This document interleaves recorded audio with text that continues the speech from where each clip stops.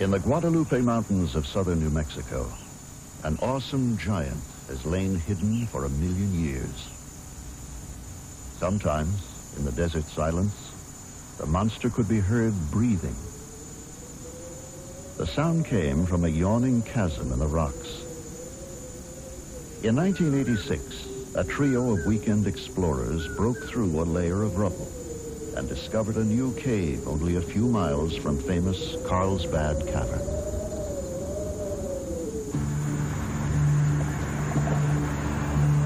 Although the cave entrance lay inside Carlsbad Caverns National Park, park officials allowed qualified cavers to explore it.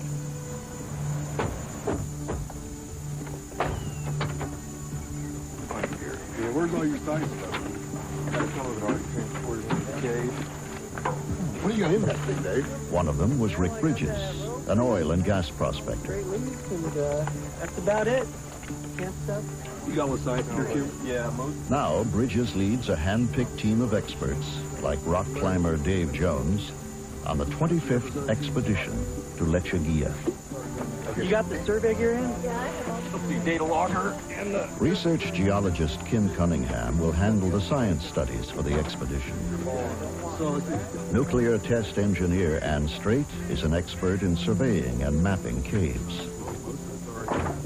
And specialist cameraman from England, Sid Peru, will be the first to document Lechuguilla on motion picture film.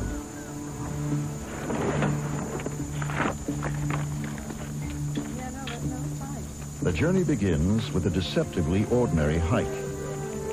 The cave is named after a desert plant that grows in this harsh, dry environment. Lechuguilla, Spanish for little lettuce.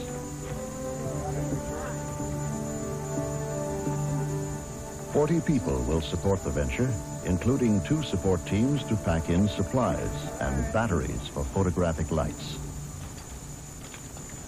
On high up! We tend to have this feeling that the surface of the Earth is the life of the Earth, but we're just this small, thin little shell that we choose to call our world. And beneath it, there's an entire realm that we know very little about. And we can, if we choose, enter that realm, and we can and learn something from it. I will never go to the moon, but I can go to a cave that nobody else has been to and have that same elation of exploration and the sense that I've gone where no one's gone before. Bombs away. I would like to think that if I lived in another time, I would have been an explorer. You know, had I lived in the late 1700s, I would have wanted to know what was across the Appalachian Mountains. If I'd have been around when Lewis and Clark went to the coast, I'd have liked to have gone with them, you know. And I think most people that cave at this level and do this kind of exploration feel that way. Here, Bridges and his companions excavated to break into Lechuguilla for the first time. Now the entrance is protected by a lockable hatchway. Through this tiny aperture, the cave breathes, blowing air out or sucking it in to equalize with the barometric pressure above ground. Winds up to 60 miles an hour howl out of here, hinting at the vast underworld below. Today, this is Lechuguilla's only known entrance, and there may never have been another. For 1 million years, this place has lain undisturbed. In a real sense, it is a primordial world, untouched by all but microscopic forms of life. On route! Long ways down. See you guys on the bottom. Dave Jones starts down the 150-foot pit called Boulder Falls. It was here that the first explorers realized what a vast place they had discovered. As you progress down, it gets steeper and steeper, and pretty soon you're free hanging, but your feet are still against the rock. And all of a sudden, you rappel by this little ledge, and there's no more rock, and there's nothing in any direction.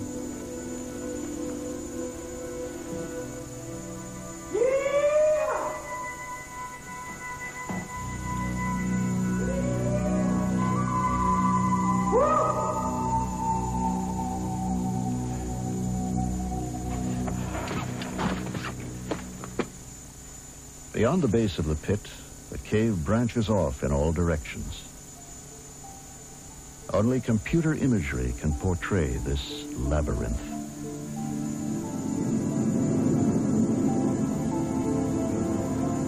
After the May 1986 exploration, the cave was known to be 700 feet deep and more than half a mile long. Today, the system totals 60 miles and plummets more than 1,600 feet. Twisting capillaries and veins pierce the earth in all directions. This is a gigantic maze in 3 dimensions, defying conventional ideas of direction and scale.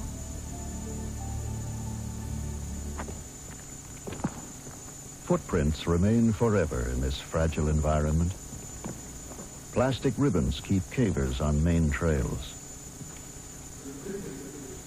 Expeditions into Lechuguilla have been likened to exploring Everest, only in reverse.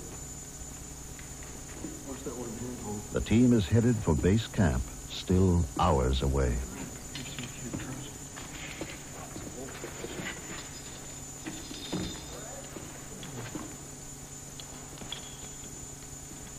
The trail leads on into inky blackness.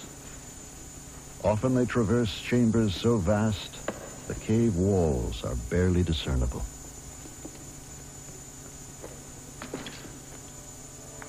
Gypsum crystals sparkle along the route. Now cavers encounter Lechuguilla's fantastic decorations for the first time. Helictites and gypsum flowers extrude from the walls. Fragile gardens that have taken centuries to blossom, as minerals have been squeezed from the rocks like toothpaste from a tube. Beauty abounds. These jewels of the underground are exquisitely delicate needles of selenite.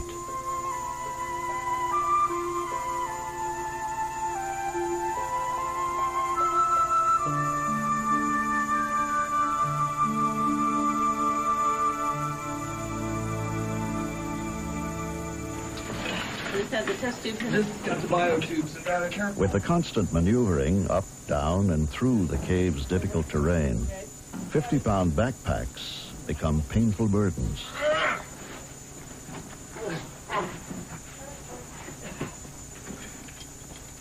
There's a lower rift egg where we find out a couple of flatter. Always in Lechuguilla, danger is not far away. Okay, on 3, 1, 2, 3. In 1991, seasoned caver Emily Mobley slipped and broke her leg while working on a surveying expedition in the cave's western sector. 1.5 miles from the entrance, 900 feet below the surface, this accident would trigger the largest and most publicized cave rescue in U.S. history. Mark's back.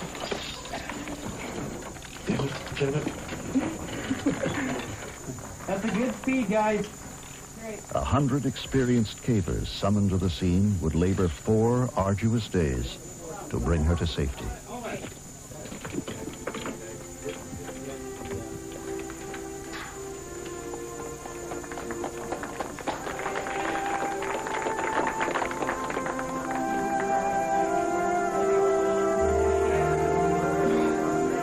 The bond of comradeship that unites the caving community was seldom more evident than during this emergency. Every caver knows and instinctively responds to the code of the underground, that only cavers can save and protect each other. Let's hear it for everybody!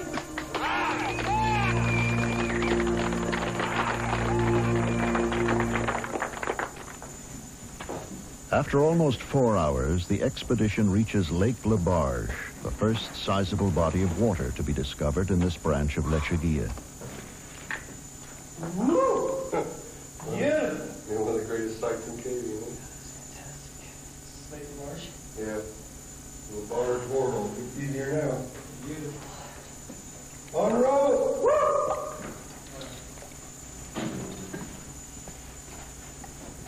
Woo! The lake completely blocks the way ahead. Cavers had to wade it until they found a detour. Tricky, but possible. Well, I think in particular moves like dancing around the edge of the barge as almost a ballet, an underground ballet. I know where my footholds are. I know where my handholds are. I know if I hit them just right and I move just right. Some of them are kind of dynamic in so much as you leave one handhold while you're going for the next foothold. And if you do that just right and you have your pack balance just right, you flow through it real smoothly. And so I think it's very much like doing a dance, a very intricate dance, and you want to do it very perfectly. You know, it's very beautiful when you do. Deeper into the cave, mineral formations become more fantastic and delicate. Cavers must move among them with great care. Spikes of aragonite, one form of calcium carbonate, grow in fragile bushes. The gentlest touch could damage them.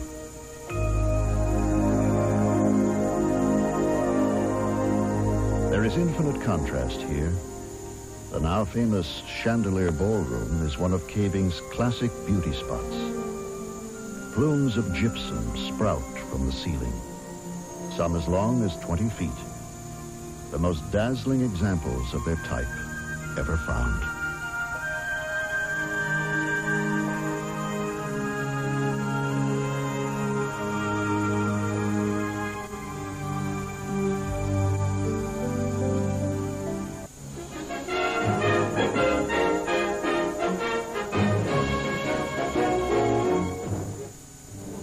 National Geographic.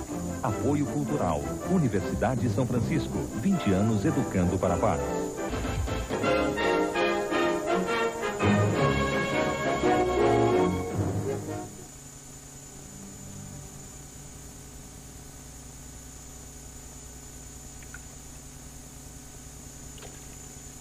Utter silence pervades Lechuguilla. The only sound is made by the intruder.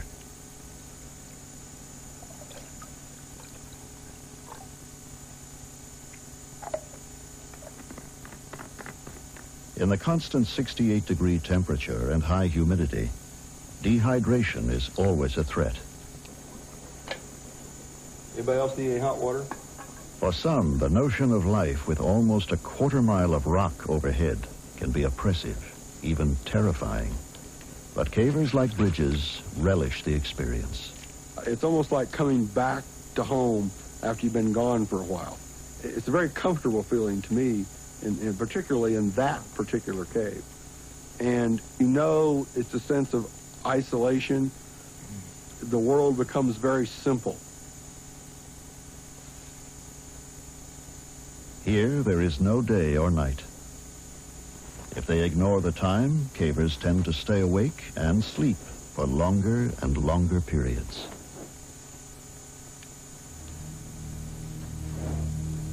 In Lechuguilla Cave, there is little evidence of life, but this is rare.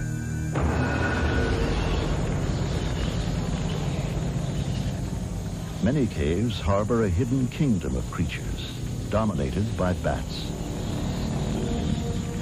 Bats thrive in darkness. They navigate not by sight, but by subtle patterns of reflected sound. Some caves are home to millions of bats, the greatest concentration of mammals anywhere.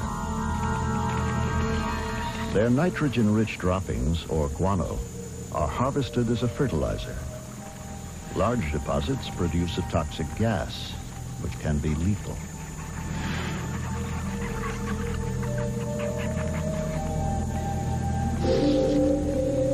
Mountains of bat guano support the intricate food chain underground. Sometimes an injured bat or a baby falls into the guano and itself becomes food. Within minutes, the bat is reduced to a skeleton.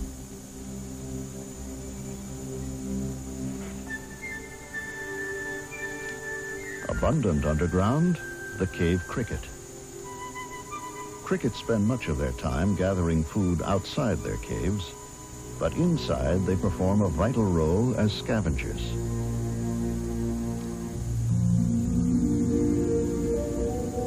testament to their environment, fish have evolved here without eyes. The salamander has dispensed with eyes too, and has no need of skin pigment in a world without sunlight.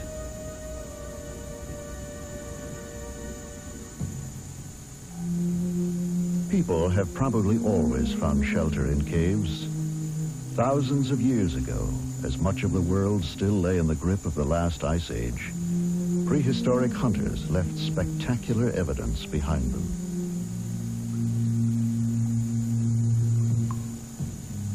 The human spirit was born and nurtured here, its expression etched on walls of stone.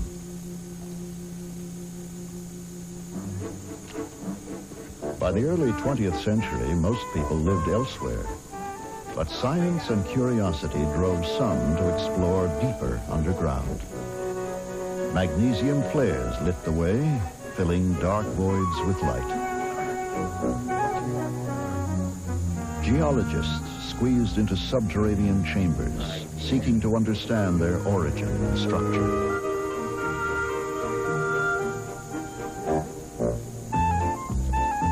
And soon the ancient lure of caves was turned to profit. Tourists went underground.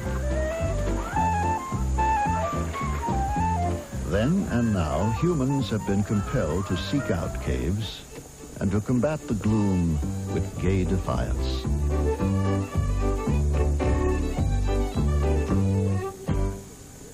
In the United States, New Mexico's Carlsbad Caverns was declared a national park in 1930.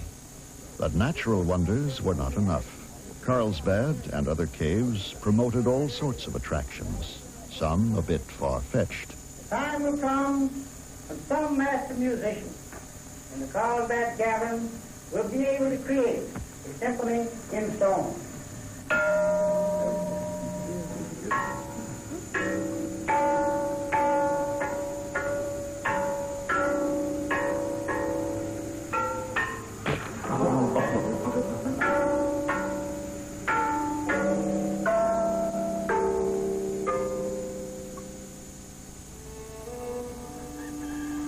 Many parts of the world are known for caves.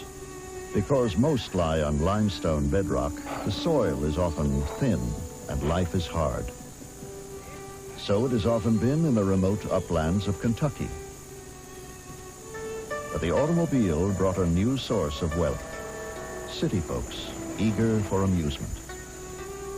Everyone who owned a cave hung up a sign. Each was touted as being bigger and better than the others. The so-called cave wars spurred bitter feuds and even violence. Crystal Cave belonged to the Collins family, but it was too far from the beaten path to prosper. 37-year-old Floyd, one of the Collins boys, was determined to find a cave closer to the highway. He set off alone on a cold winter morning in January 1925 and squeezed into a narrow, twisting crack in the earth never before explored.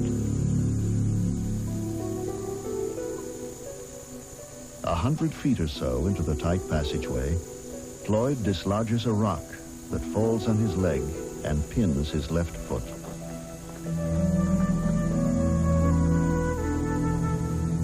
Every detail of this fateful mishap will soon be known throughout the world. Struggling to free himself, Floyd becomes more tightly wedged. His arms are pinned at his sides. He can do nothing but shout for help. 24 hours later, Floyd's cries are heard. A younger brother, Homer, manages to reach him. Coffee and sandwiches revive Floyd, but no amount of tugging or pulling will set him free. Would-be rescuers knock down more dirt and rocks.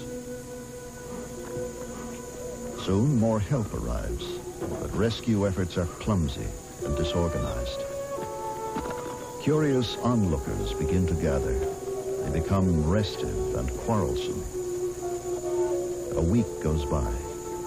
Floyd is still alive, and the crowd swells to thousands. It becomes a carnival. Souvenirs are sold, and moonshiners arrive on the scene. It's hard to maintain order, and the National Guard is summoned. Skeets Miller, a 21-year-old newspaper reporter, braves the tortuous passage 7 times to comfort Floyd and describe his plight.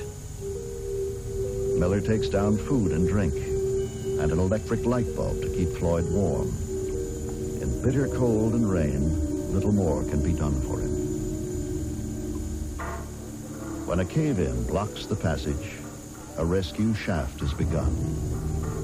People all over the country join Floyd's family in prayer.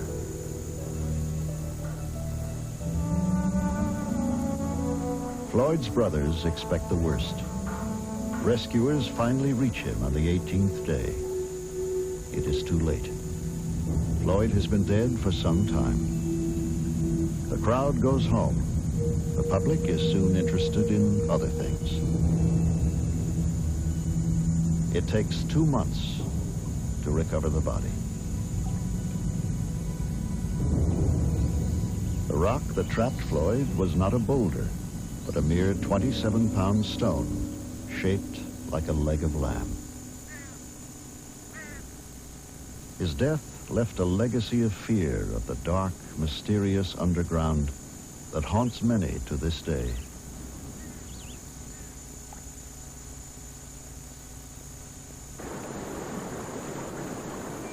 Today, there are about 16,000 devotees of caving in the U.S. Here, where Tennessee, Alabama, and Georgia meet, the countryside is studded by deep pits, vertical caves, the delight of weekend enthusiasts. 9-year-old Leah Brown holds a world speed record for rope climbing. I'm going to go ahead and check that other equipment. Her partner, Avis van Swearingen, also holds a climbing record for women over the age of 60. With skill and courage, they suspend their lives on a slender thread. We call that rope the nylon highway because it takes us to wonderful places and new parts of the cave, and it's the only way you can get there.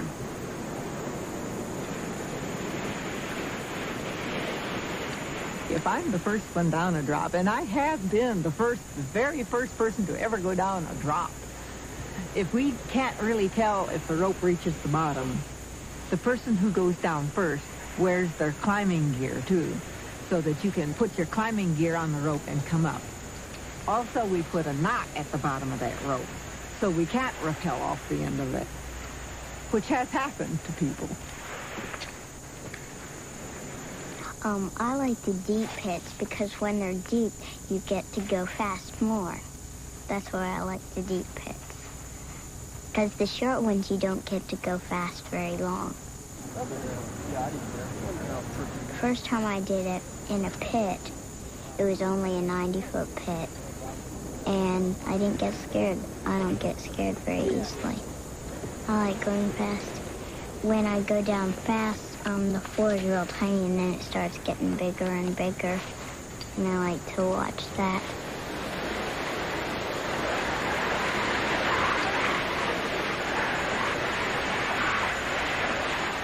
An unfettered commitment to their sport compels cavers to seek new thrills in undiscovered places.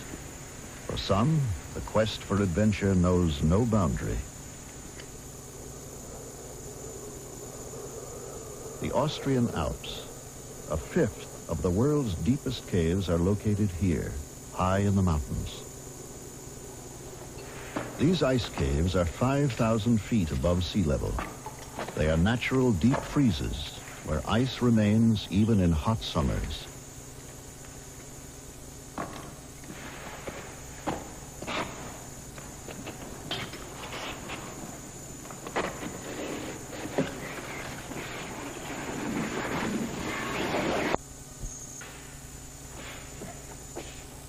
Here, geological time is condensed. We can witness the growth of ice of months or years. which in their stone counterparts would take centuries.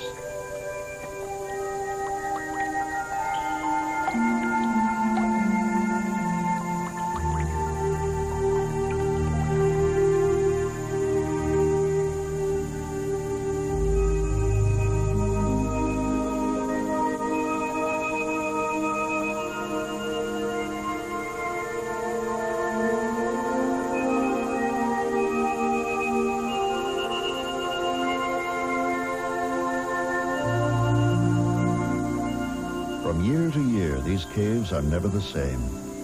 As they thaw and freeze again, the fantastic ice formations are ever-changing. Few places on Earth are more beautiful or more treacherous, with perhaps one exception. Some cavers have merged their love of the unknown with a passion for diving, venturing into a bizarre world underground and underwater.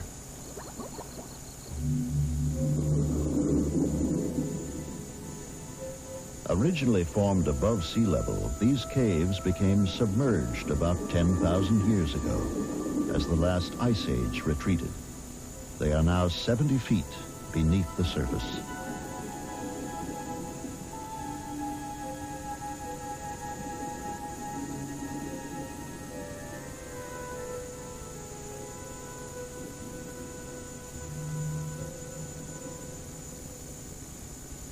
Underwater caves are death traps for the inexperienced.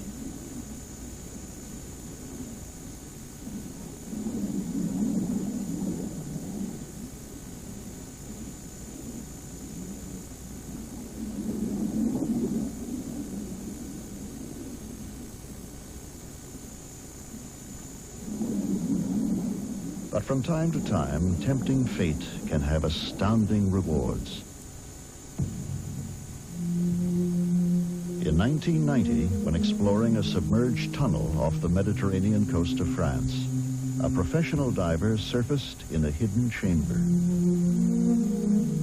He found a treasure chest of art, perhaps 18,000 years old. Paintings and engravings depict animals that roamed southern Europe before the last great ice sheets melted. Some experts question the authenticity of the art, but close examination is impossible. Cascara Cave is a place of haunting mystery.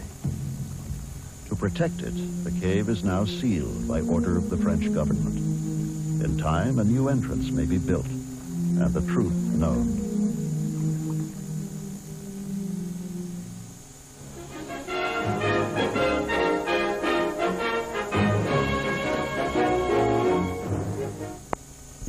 An expanse of sinkhole is riddled with caves.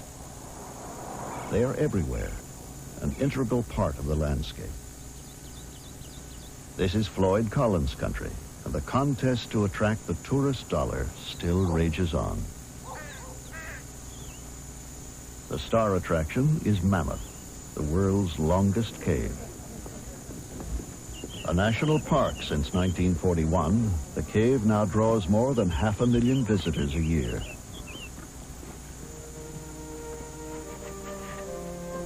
Back in the 1800s, tour guides here were often black slaves. One of them, Stephen Bishop, became perhaps the greatest caver of them all. On his own, with little more than a lamp, a rope, and a sketchbook, Bishop explores the depths of Mammoth Cave. He creates a surprisingly accurate map of this complex underground maze. Deep in the cave, Bishop is confronted by a gaping void that came to be known as Bottomless Pit.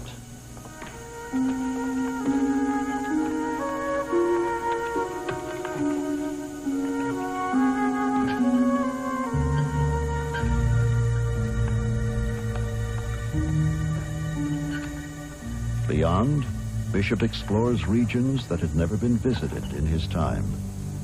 But in these remote reaches, he finds evidence that someone has preceded him.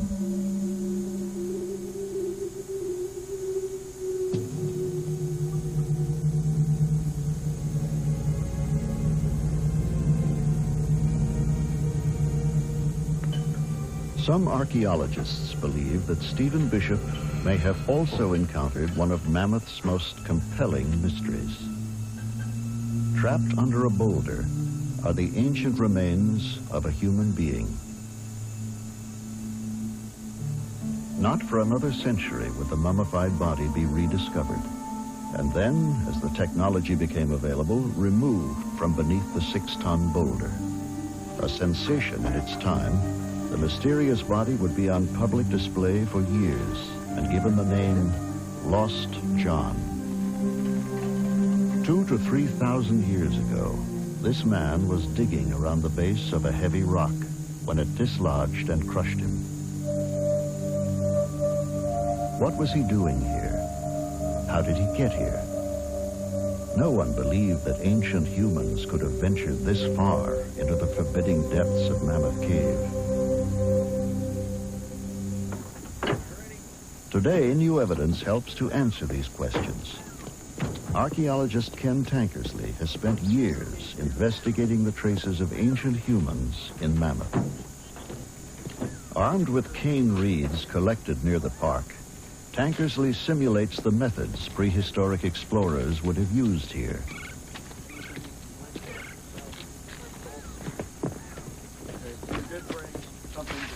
We have long known that human beings lived near the entrance of caves, but Lost John suggested that prehistoric people had gone far into Mammoth, perhaps 2 days' travel.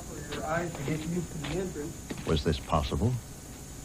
At first, Tankersley himself had doubts. I'm always amazed when I think about what it takes for us to go into a cave. We wear a hard hat, we wear our caving lamp, whether it's electric or carbide, and we carry 2 sources of backup light. We wear enough clothing to ward off hypothermia. These people wore virtually nothing. Loincloths at best, probably most frequently based on what we've seen in the cave in terms of human remains. These people were naked, carrying nothing but cane reed torches.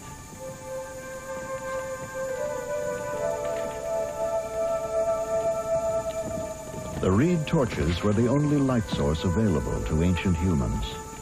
They produced surprisingly efficient illumination and conjured ghosts from the heavy shadows.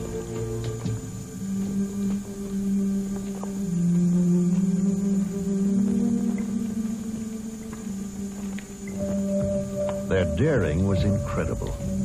For humans, light is life in a cave. But these explorers traveled up to 12 miles with nothing but reed torches between them and a horrible fate.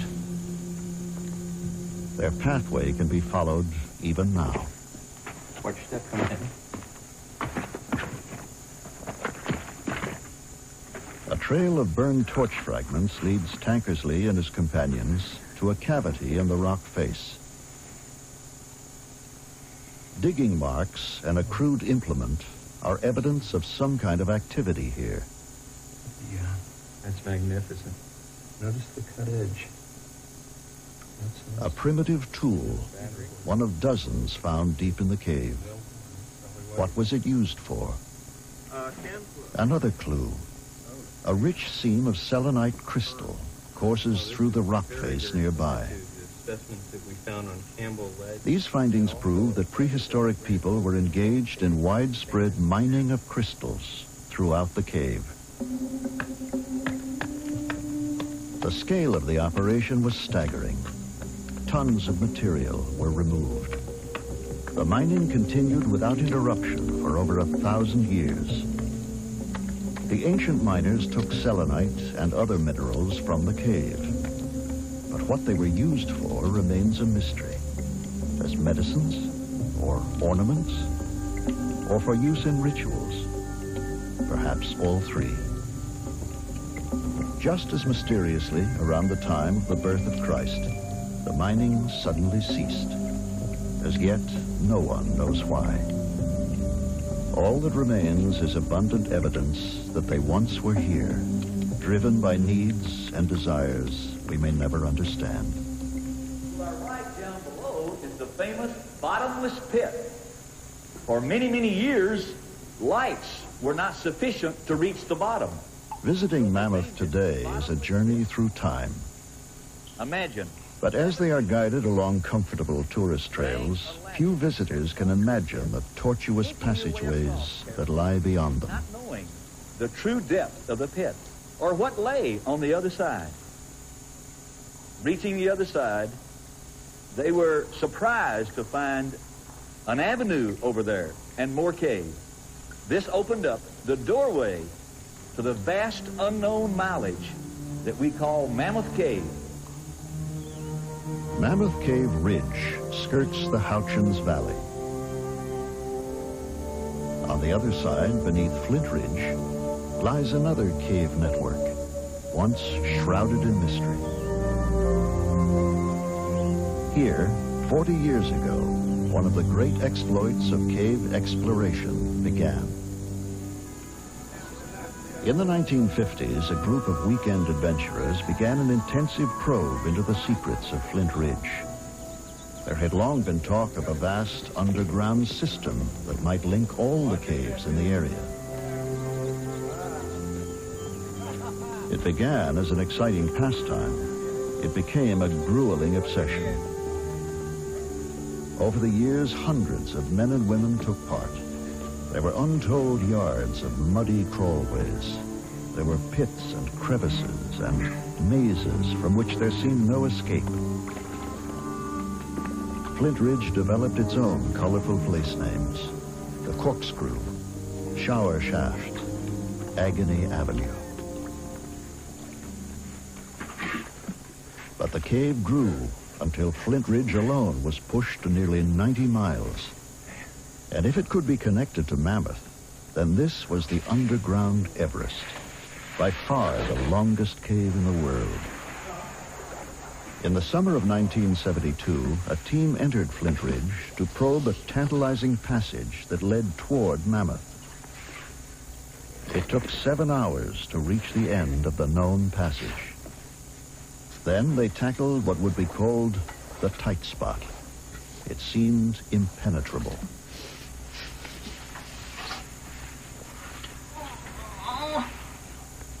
But one of the team had a knack for narrow places.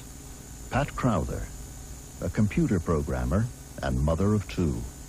Well, it never occurred to anyone to try to go through that place. It was a crazy place to even think that you could get your body into. The tight spot was a very tiny vertical crevice out the bottom of a small indentation in the floor. And if you just casually looked down into the hole and saw that crack, you would say no one could possibly fit in there. Somehow, Crowther squirmed through. 6 weeks later, miles beyond where anyone had gone before, a chilling but significant discovery was made.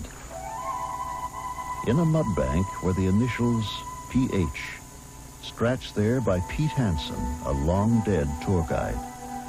He could have come here only from the Mammoth Cave side. Carpenter Richard Zopp was in the group and recalls the impact of the discovery. We had the feeling that we had found the passage that was going to take us into Mammoth Cave, but we hadn't done it. We had seen virtually a mile of passage, but we didn't know exactly where it went. And we plugged along, and we plodded along, and we surveyed, and we surveyed, and we surveyed. 10 days later, the group tried again, reaching what they now called Hansen's Lost River in 9 hours. Excitement and exhaustion dominated the thoughts of leader John Wilcox. The worst thing we feared was that the passage would descend so that the water would come clear to the ceiling. And it sure looked like that was what was happening. The water was getting deeper and deeper, and the ceiling was coming down. We're getting bent over, scrunching our backs up against the ceiling, trying to keep from getting our chests wet. And it was getting so wet that I told the rest of the party, wait here. I'm going to go look ahead a little bit, because I know if I get completely wet, I can get out of the cave, but I wasn't sure everybody else could. And just go as far as I can. I'm trying very carefully not to get my chest wet, not to put my light out and so forth. I don't have a good sense of the time, but John only went, a few feet. went ahead for 30 seconds, and then there was a pause, and it's like, what's happening, John? And John says, the passage is opening up. And, well, should we come ahead? From that low point, the passage just immediately opens into a huge Echo River passage. Eventually, my eyes adjusted enough I could begin to see a wall clear across the passage, 100 feet away, perhaps. And there was a bright, shining, horizontal line along the wall, which is something that you don't see in a cave. You don't see any straight lines. And it had these vertical lines underneath it. I realized that was a handrail. We had come out on a tourist trail. All of a sudden, John shouted, "I see a tourist trail." And those words just electrified the party. It was kind of like someone yelling fire in a theater. Everybody just surged forward. And we realized that we had made the connection. Achieving the dream of decades, they had connected two great subterranean systems. Today it is a cave with 340 miles of passageways. It was a strange and lonely victory. After a grim struggle in the dark subterranean river, they emerged in Mammoth Cave at 1 a.m. Not even a watchman was there to greet them as they trudged into one of the most famous tourist landmarks underground, the Snowball Dining Room. And they would complete their historic trek with sublime ease, riding to the surface in an elevator. There was no fanfare, no waiting reporters, but they were still overjoyed. Like all cavers in victory or defeat, they were used to being on their own.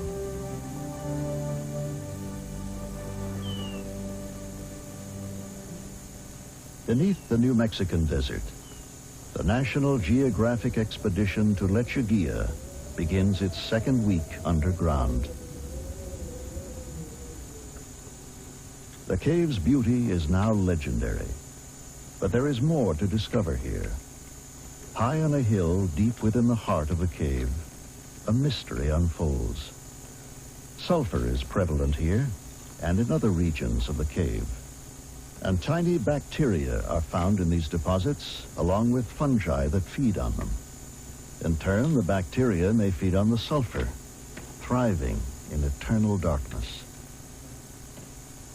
Evidence indicates an unusual genesis for Lechuguilla. As hydrogen sulfide rose from below, it mixed with oxygen in water or air, forming sulfuric acid. This potent chemistry gradually ate through the limestone, creating the cave from the bottom up.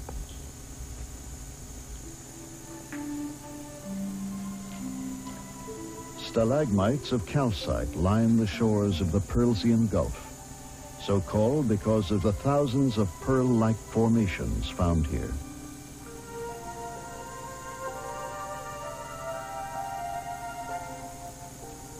Looking like fried eggs, this kind of cave pearl is built up from calcite in the water.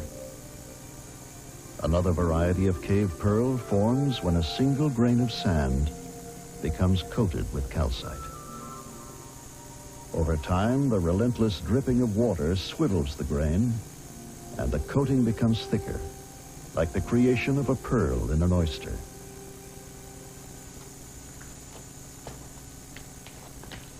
Lake Castrovalva guards a remote corner of the cave.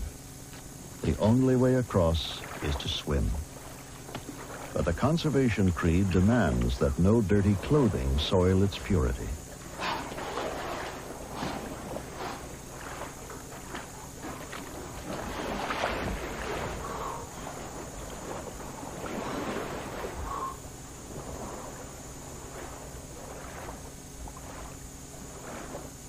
The air and water temperatures are the same year-round, 68 degrees.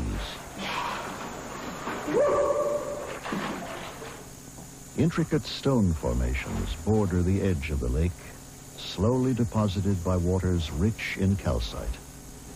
For eons, these exotic shores have been still and silent, calm, until now.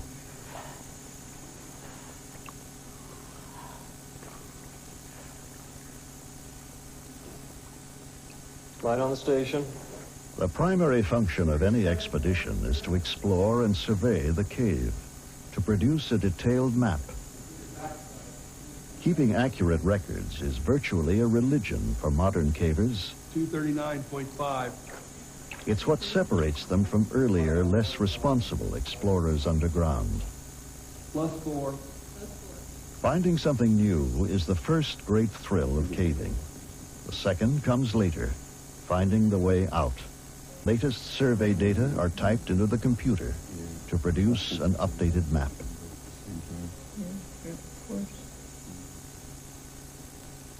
The ancient skeleton of a ring-tailed cat. Kim Cunningham examines one of the riddles of Lechuguilla. But it's a mystery. I mean, altogether, it's a mystery how he got down here. We're 1,000 feet below the surface, many vertical pits and long passages to get here, so he was a heck of a caver. He's evidently died right on the margin of this old pool system here, so I would imagine possibly he was alive when he was down here, came to the pool to drink, only source of water he could find. And maybe the mineral content was very high. It was not a good pool to drink from, and that may have been what killed him.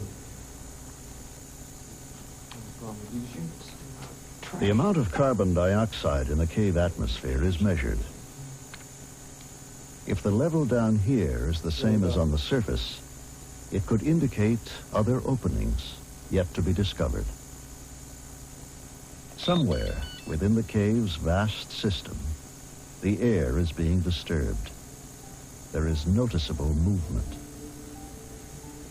Still, Lechuguilla refuses to yield its secrets easily. It remains alien and strangely beautiful. A landscape from another world.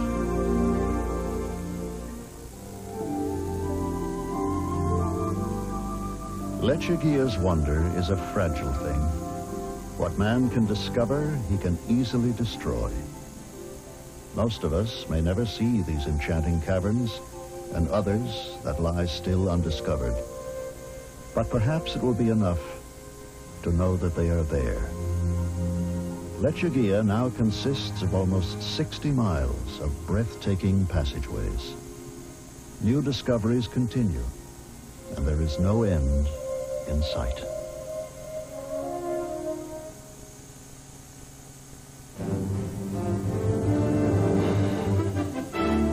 National.